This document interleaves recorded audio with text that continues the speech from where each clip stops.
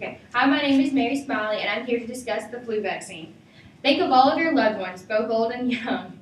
You do pretty much anything to protect them from injury or illness. Most, if not all of us, have heard of the flu vaccine through the internet, the radio, or the TV. But most of us believe that receiving the flu vaccine can have negative consequences more than benefits. Are you one of those people?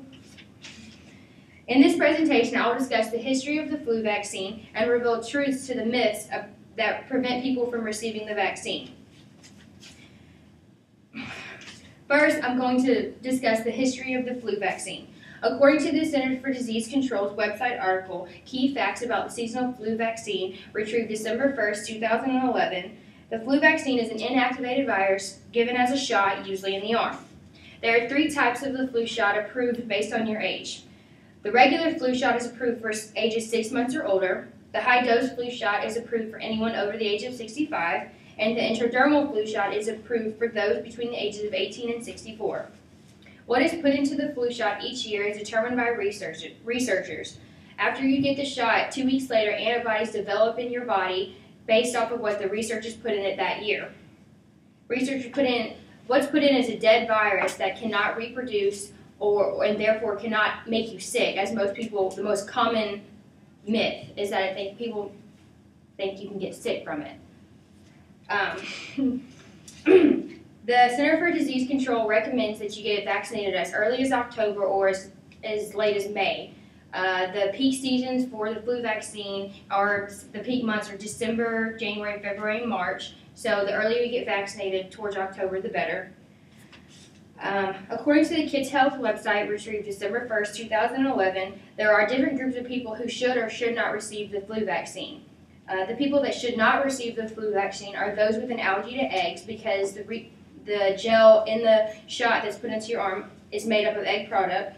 Those infants less than 6 months of age, anyone that's ever had a severe reaction to the vaccine, anyone with Guillain-Barré syndrome, or anyone who has a high fever at the time of trying to be vaccinated.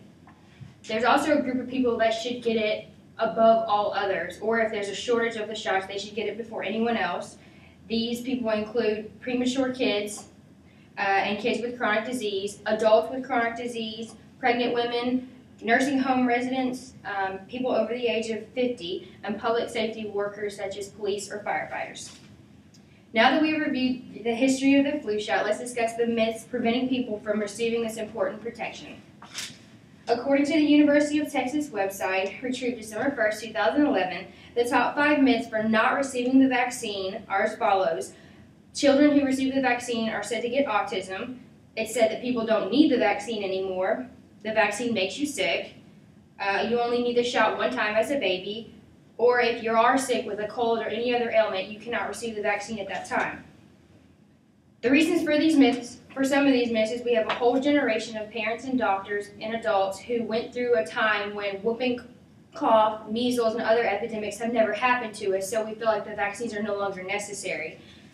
The myths cause people not to receive the vaccine, and therefore sickness grows, more money is spent, more time in hospitals, and less time with our families and with the people that we love. Let's talk about the individual myths and the factors behind them. The first myth, that children get autism from the vaccine. This was disproven in 1999.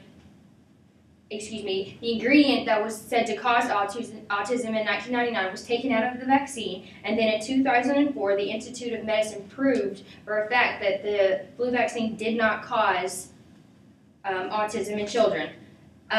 The second myth, that people do not need the vaccine, though the disease epidemics like whooping cough and measles have not occurred in most of our lifetimes, they can still happen if we are not vaccinated. For a good example is in 2009, the H1N1 epidemic broke out, but in 2010 it did not, because we added that dead virus to the flu vaccine. The third myth is that the shot can make you sick.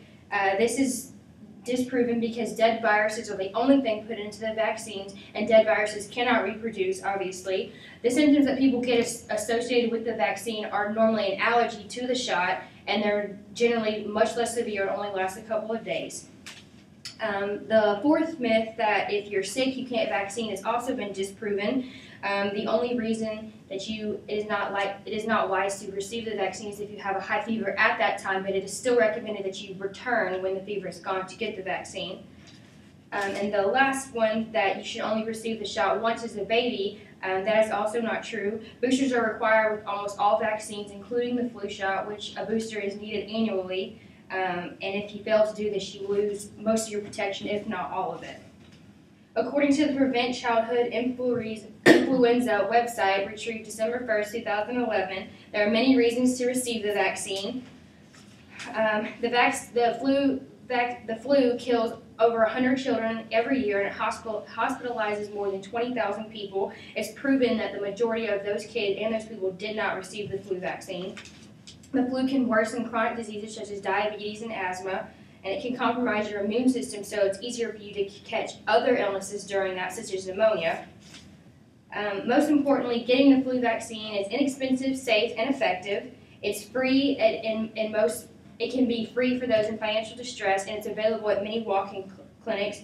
But most importantly, it's time-tested, and it is known to prevent as many as 90% of flu cases.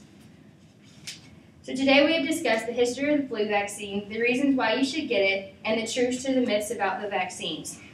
We have discussed the importance of receiving the vaccine. We've discussed the importance of receiving the vaccine. After thinking of all of your loved ones, would you want to lose one to an almost preventable disease? Remember all your loved ones and ask yourself if getting the flu vaccine is worth it now that you have learned the benefits.